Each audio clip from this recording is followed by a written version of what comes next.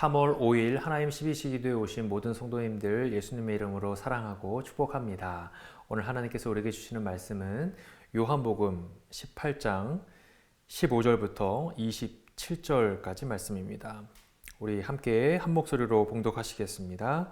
시몬 베드로와 또 다른 제자 한 사람이 예수를 따르니 이 제자는 대제사장과 아는 사람이라 예수와 함께 대제사장의 집들에 들어가고 베드로는 문 밖에 서 있는지라. 대제사장을 아는 그 다른 제자가 나가서 문 지키는 여자에게 말하여 베드로를 데리고 들어오니 문 지키는 여종이 베드로에게 말하되 너도 이 사람의 제자 중 하나가 아니냐 하니 그가 말하되 나는 아니라 하고 그때가 추운 고로 종과 아랫사람들이 불을 피우고 서서 쬐니 베드로도 함께 서서 쬐더라. 대제사장이 예수에게 그의 제자들과 그의 교훈에 대하여 물으니 예수께서 대답하시되 내가 드러내놓고 세상에 말하였노라. 모든 유대인들이 모이는 회당과 성전에서 항상 가르쳤고 은밀하게는 아무것도 말하지 아니하였거늘 어찌하여 내게 묻느냐. 내가 무슨 말을 하였는지 들은 자들에게 물어보라. 그들이 내가 하던 말을 아느니라. 이 말씀을 하심에 곁에 섰던 아랫사람 하나가 손으로 예수를 쳐 이르되 내가 대제사장에게 이같이 대답하느냐 하니 예수께서 대답하시되 내가 말을 잘못하였으면 그 잘못한 것을 증언하라. 바른 말을 하였으면 내가 어찌하여 나를 치느냐 하시더라. 안나스가 예수를 결박한 그대로 대제사장 가야바에게 보내니라.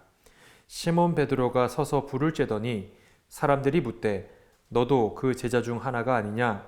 베드로가 부인하여 이르되 나는 아니라 하니 대제사장의 종 하나는 베드로에게 귀를 잘린 사람의 친척이라 이르되 내가 그 사람과 함께 동산에 있는 것을 내가 보지 아니하였느냐? 이에 베드로가 또 부인하니 곧 닭이 울더라. 아멘. 오늘 말씀은 크게 두 가지의 내용이 등장을 합니다.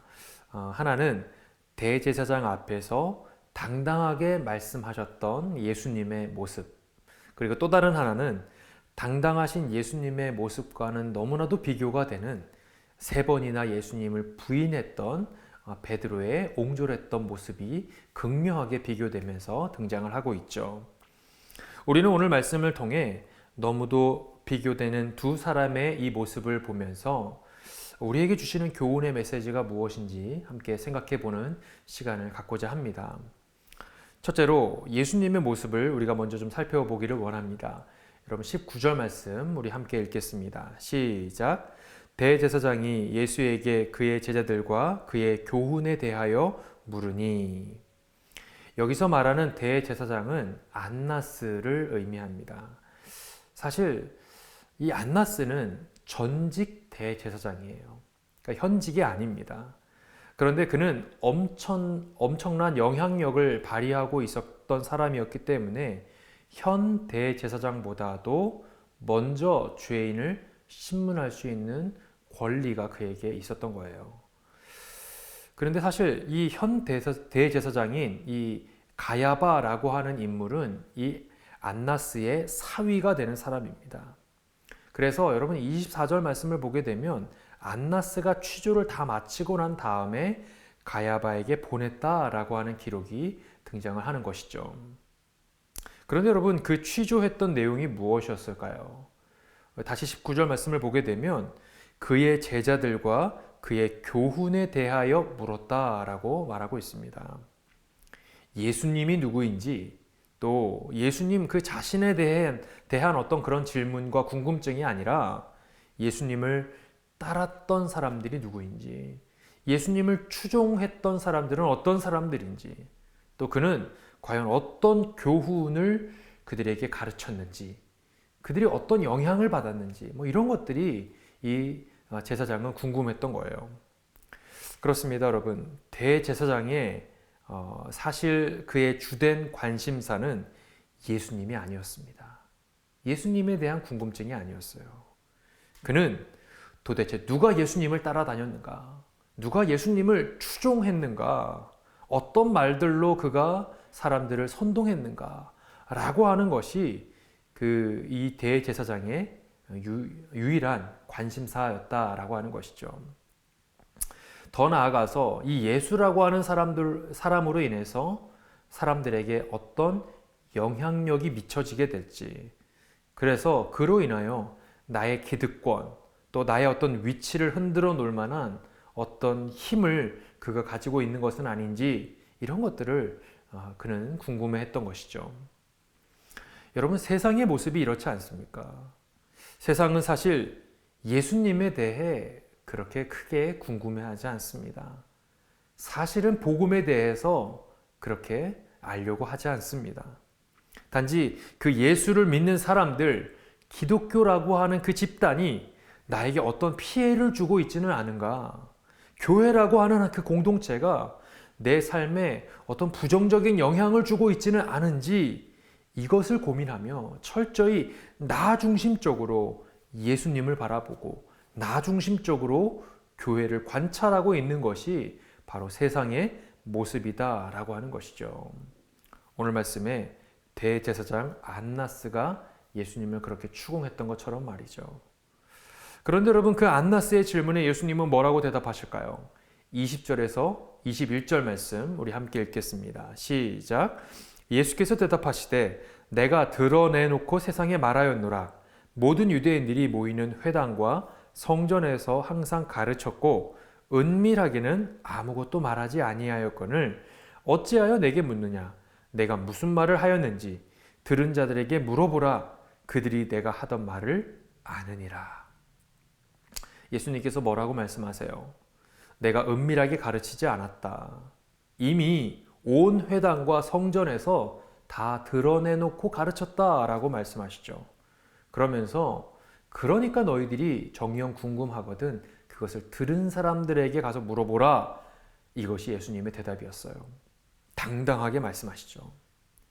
여러분, 예수님께서 이렇게 대제사장 앞에서 전혀 주눅들지 않고 답을 하자 곁에 있던 이 대제사장의 아랫사람이 예수님을 내리치면서 뭐라고 합니까? 네가 어찌하여 대제사장에게 이렇게 성의 없이 대답하느냐? 다그치는 장면이 22절에 등장을 하죠. 그러자 여러분, 예수님은 자신을 내리친 사람을 향해 단호하게 말씀하십니다.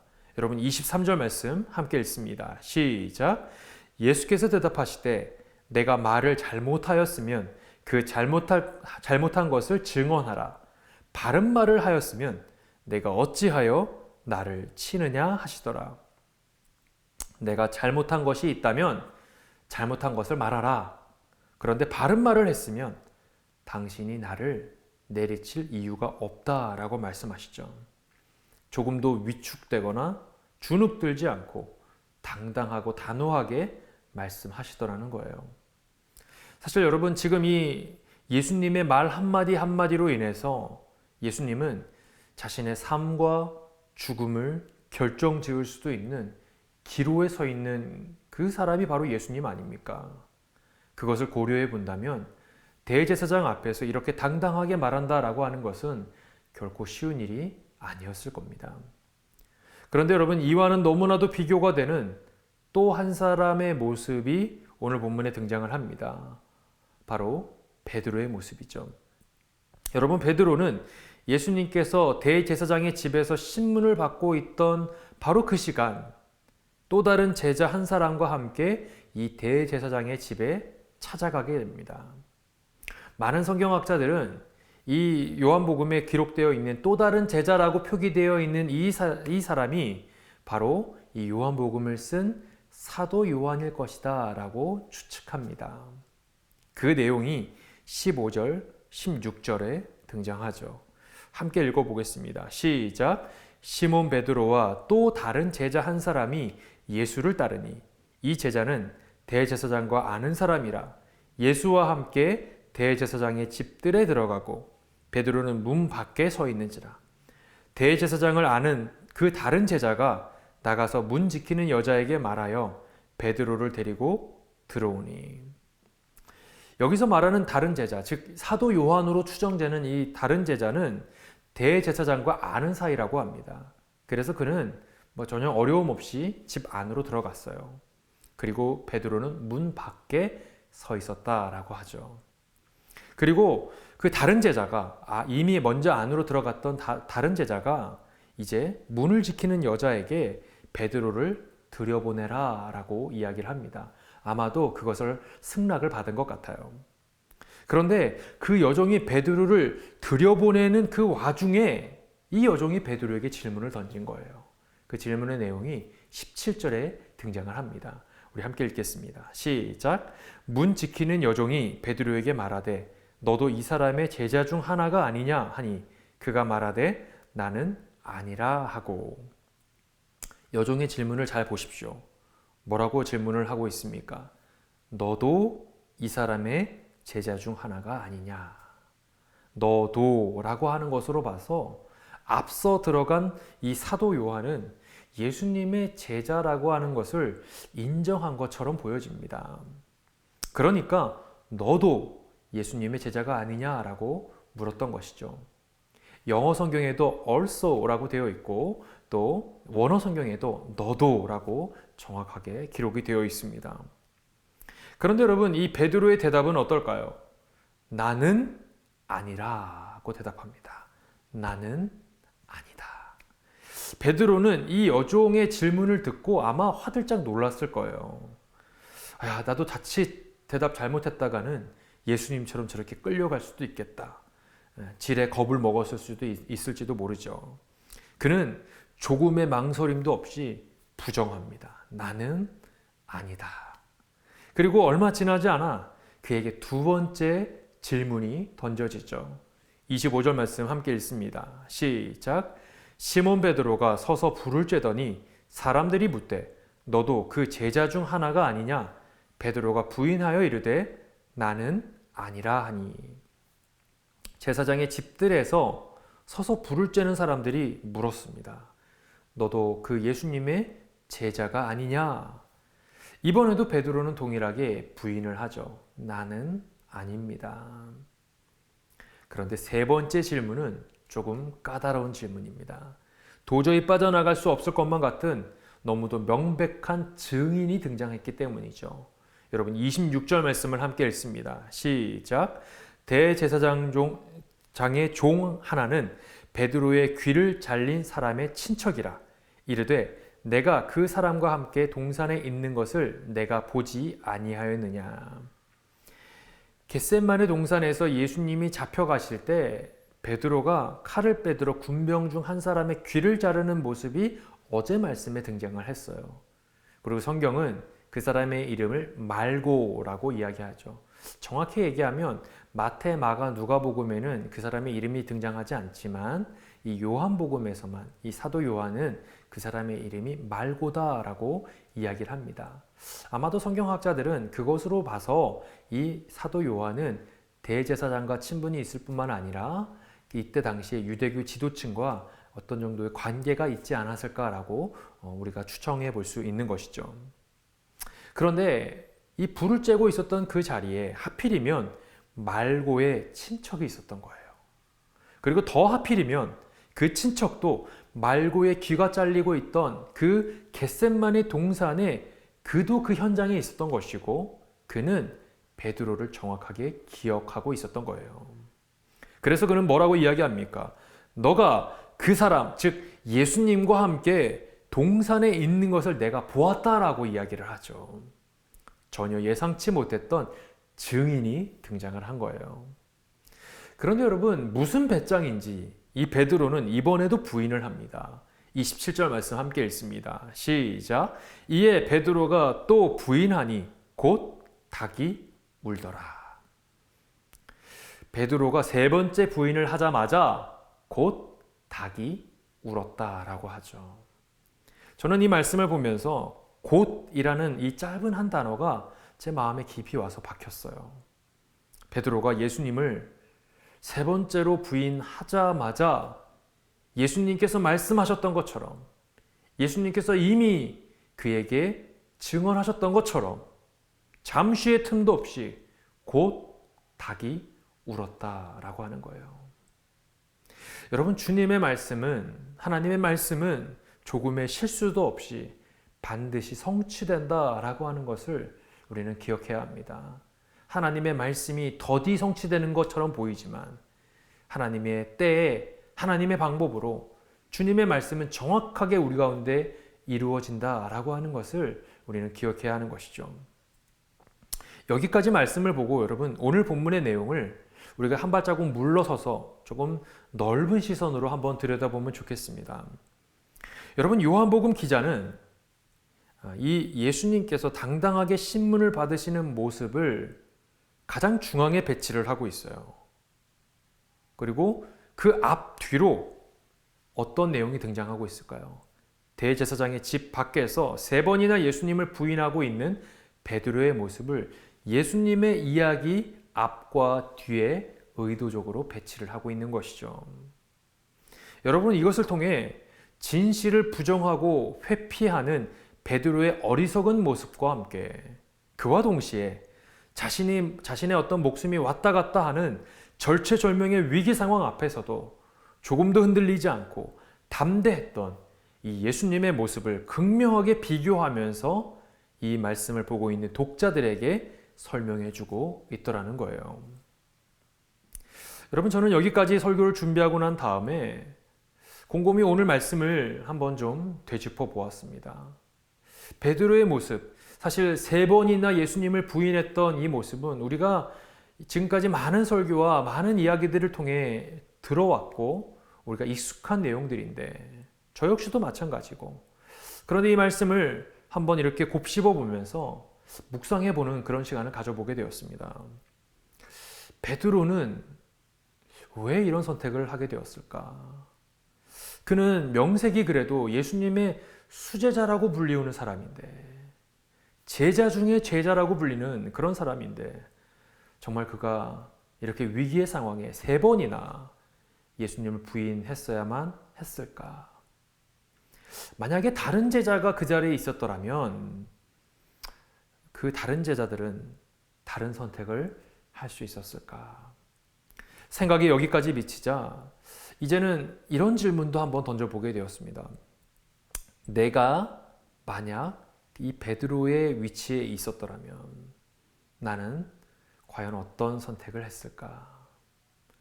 자칫하면 예수님처럼 끌려가서 십자가 죽음을 당할 수도 있는 이 위기의 상황 앞에서 나는 과연 저는 예수님의 제자가 맞습니다. 예수님이 나의 주님이 되십니다. 이렇게 당당하게 나의 신앙을 고백할 수 있었을까? 여러분 인간은 연약하기에 또 인간은 불완전한 존재이기에 이런 질문 앞에서 누구도 자신 있게 저는 그럴 수 있습니다. 대답하는 것에 저는 한계가 있다라고 생각합니다. 오늘의 신앙이, 오늘의 나의 굳건한 신앙이 내일 변하지 않으리라는 확신을 그 누구도 할 수 없기 때문이죠. 누가 나의 신앙을 장담할 수 있겠습니까? 여러분 저는 이런저런 생각들을 하던 중 문득 지난주에 제가 어떤 모임에서 말씀을 전했던 기억이 떠올랐어요. 그 모임에서 바로 지난주에 저는 설교를 했는데 그 모임에서 저는 이 본문의 내용을 정확하게 언급하면서 이 3번이나 부인했던 베드로의 이야기들을 언급하면서 이런 표현을 썼습니다. 여러분 베드로 보십시오. 얼마나 한심합니까? 예수님의 수제자라고 불렸던 이 사람. 그런데 이 사람은 위기가 다가오자 정말 그의 신앙이 와르르 무너지면서 정말 엉망진창의 모습을 보이지 않습니까? 제가 이런 표현을 썼어요. 제가 오늘 이 설교를 준비하면서 제가 지난주에 설교했던 저의 모습이 떠올랐습니다. 너무도 가벼운 마음으로 베드로를 비난했던 저의 모습이 떠오르면서 제 마음 가운데 회개하는 마음을 하나님께서 주셨어요. 나는 과연 베드로보다 더 나은 사람인가?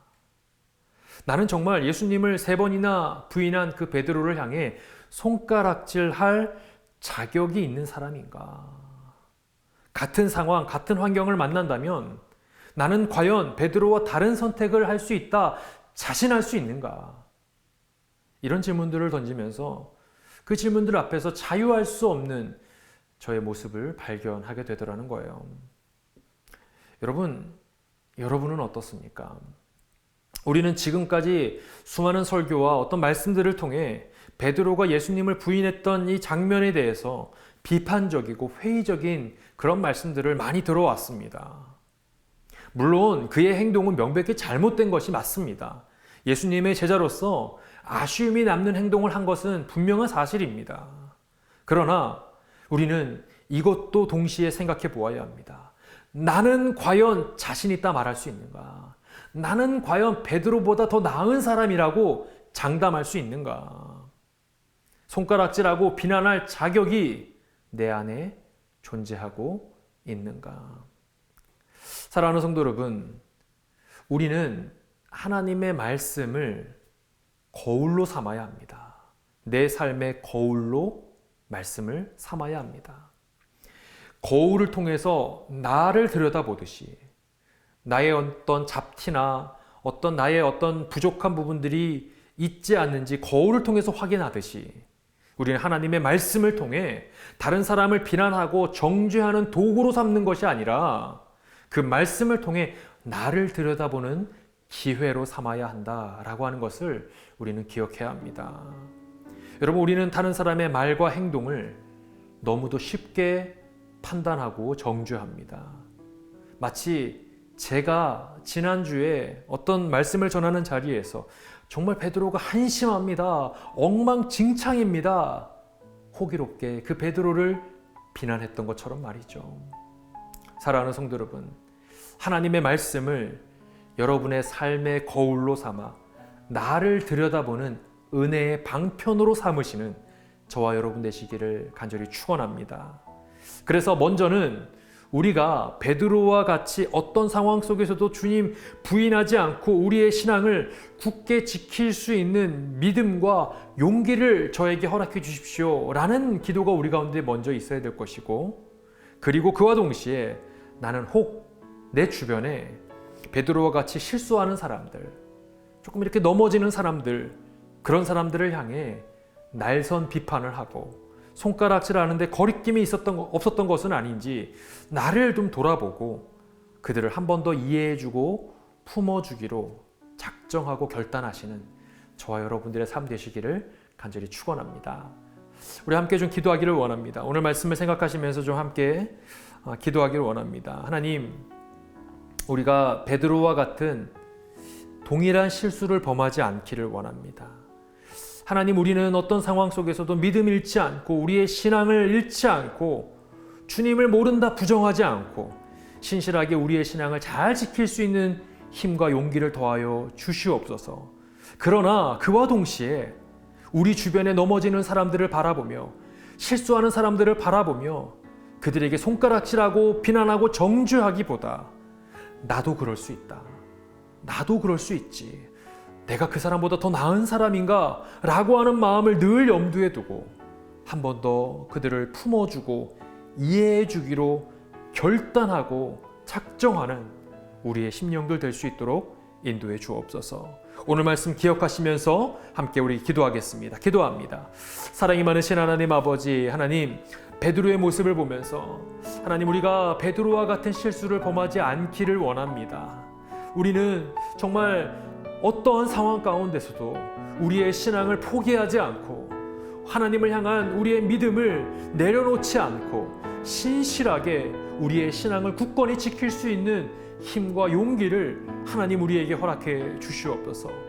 그러나 주님, 우리 주변에 넘어지는 사람들을 바라보며 실수하는 사람들을 바라보며 우리는 너무나도 편하게 그들을 비난했고 너무나도 가볍게 그들에게 손가락질했는데, 하나님, 내 마음 가운데 있는 그들을 향한 정죄하는 마음들을 거두게 하시고 하나님, 내가 다시 한번 그들을 사랑으로 품어주며 다시 한번 그들을 인내하며 이해할 수 있는 하나님 사랑의 마음들을 하나님 우리 가운데 허락해 주시옵소서. 하나님, 이 말씀, 베드로가 예수님을 부인했던 이 말씀을 돌아보며 그것을 내 삶의 거울로 삼아 나를 바라보는 은혜의 방편으로 삼을 수 있도록 주님 은혜를 베풀어 주시옵소서. 나를 돌아봅니다. 내가 더 신실하게 주님을 붙들겠노라고 다짐해 봅니다. 하나님, 오늘 말씀을 통해 나의 신앙을 발견할 수 있는, 다시금 바라볼 수 있는 우리 모두가 되게 하여 주시옵소서. 우리 한 번 더 기도하기를 원합니다. 우리 이 시간 기도할 때 우리 새누리교회 공동체와 우리 교회 사역을 놓고 함께 좀 기도하기를 원합니다. 우리 담임 목사님 한국에 지금 복음의 전함 컨퍼런스 참석 중에 계시는데 정말 우리가 주변에 이 복음을 어떻게 잘 전할 수 있을지를 다시 한번 진지하게 고민할 수 있는 의미 있는 시간이 되게 해달라고 우리 함께 기도해 주시고, 또 우리 교회에 4월에 선교 대회가 있습니다. 많은 선교사님들이 우리 교회를 찾게 되는데 이 시간들을 통해서 우리 선교사님들이 쉼과 안식을 얻을 뿐만 아니라 정말 영적으로 재충전되어서 하나님께서 부르신 그 땅 가운데 다시금 복음 들고 나아갈 수 있는 우리 선교사님들 될 수 있도록 해달라고, 또 우리 교회는 복음을 향하여 이 선교를 향하여 다시 한번 결단하는 귀한 시간 될 수 있도록 해달라고 함께 기도하시기를 원합니다. 또 우리 교회 비전센터를 놓고 기도하고 있는데 하나님께서 우리 교회의 다음 세대들이 정말 마음껏 하나님을 예배할 수 있는 하나님 귀한 공간들이 허락되게 해달라고 함께 기도해 주시기를 원하고, 무엇보다 하나님 우리 교회를 주님 불쌍히 여겨주셔서 우리 교회가 성령으로 충만한 교회, 말씀으로 충만한 교회, 복음으로 충만한 교회가 되어서 정말 우리 지역사회 가운데 주님을 알지 못하는 수많은 영혼들을 흔들어 깨울 수 있는 정말 귀한 복음의 방주의 역할 감당하는 교회 될 수 있도록 해달라고 우리 새누리교회를 주님께 올려드리며 우리 시간 함께 기도하기를 원합니다. 또 한 가지 우리 기도할 때 오늘 저녁에 우리 남성 사역이 처음으로 시작이 됩니다. 우리 교회 남성 사역이 이제 시작이 되는데 우리 남성들이 영적인 가장으로서의 역할을 감당하면서 그 책임과 무게들을 함께 좀 나누어 짊어짐으로 인해서 함께 영적으로 재충전 얻어서 정말 교회를 향해, 가정을 향해, 직장을 향해 담대하게 나아가는 우리 형제들 될 수 있도록 해달라고 우리 남성 사역을 놓고도 우리 함께 기도하기를 원합니다. 우리 오늘 우리 교회를 놓고 함께 기도하시겠습니다. 사랑이 많으신 하나님 아버지, 하나님 우리 새누리교회를 놓고 이 시간 함께 기도합니다. 하나님 우리 담임 목사님 복음의 전환 컨퍼런스 참석 중에 계십니다. 복음을 잘 전하는 것을 놓고 함께 진지하게 고민하며 하나님 우리 교회에 잘 적용할 수 있는 귀하고 복된 시간 될 수 있도록 하나님 인도해 주시옵소서. 4월에 선교 대회도 있습니다. 하나님 이 시간을 통해서 참석하는 모든 선교사님들이 정말 다시금 영적으로 재충전되어서 하나님께서 맡겨주신 사명들을 온전히 감당하는데 조금도 부족함이 없을 수 있도록 성령 하나님 인도해 주시옵소서. 하나님 우리 비전센터가 정말 하나님의 뜻 가운데 우리 교회 다음 세대들이 하나님을 예배할 수 있는 하나님 귀한 공간이 허락되어질 수 있도록 하나님 은혜를 베풀어 주시옵소서. 하나님 우리 교회에 하나님 많은 리더십들이 있습니다. 하나님 그 리더십들이 정말 하나님의 말씀과 또 기도로 하나님의 뜻을 분별하기에 힘쓰게 하여 주옵시고 하나님의 꿈과 비전을 향하여 함께 달려나갈 수 있는 우리 교회가 될 수 있도록 주님 은혜를 베풀어 주시옵소서. 하나님 우리 교회가 말씀으로 충만한 교회, 성령으로 충만한 교회 되어 정말 이 땅에 여전히 주님을 알지 못하는 수많은 영혼들을 향하여 우리가 복음 들고 나아갈 수 있는 귀한 교회가 될 수 있도록 성령 하나님 역사하여 주시옵소서. 오늘 저녁 처음으로 이제 남성 사역이 시작이 됩니다.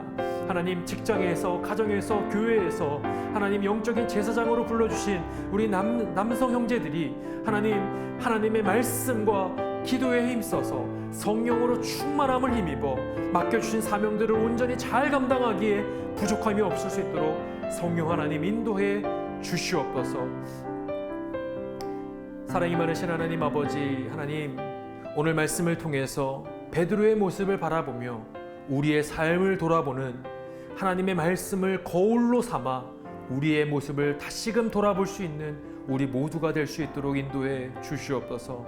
하나님 그리하여서 우리 주변에 한 번씩 넘어지고 쓰러지는 사람들을 발견할 때마다 하나님 그들을 향하여 정죄하는 것을 거두게 하여 주옵시고 우리가 다시금 그들에게 찾아가 한 번 더 위로해주고 품어줄 수 있는 사랑의 마음을 하나님 우리 가운데 허락해 주시옵소서. 감사드리며 사랑이 많으신 예수님의 이름으로 기도드리옵나이다. 아멘. 이 영상을 보고 있는 우리 형제들은 오늘 저녁 7시에 비전 채플에서 만났으면 좋겠습니다. 어떠한 상황 가운데서도 승주찬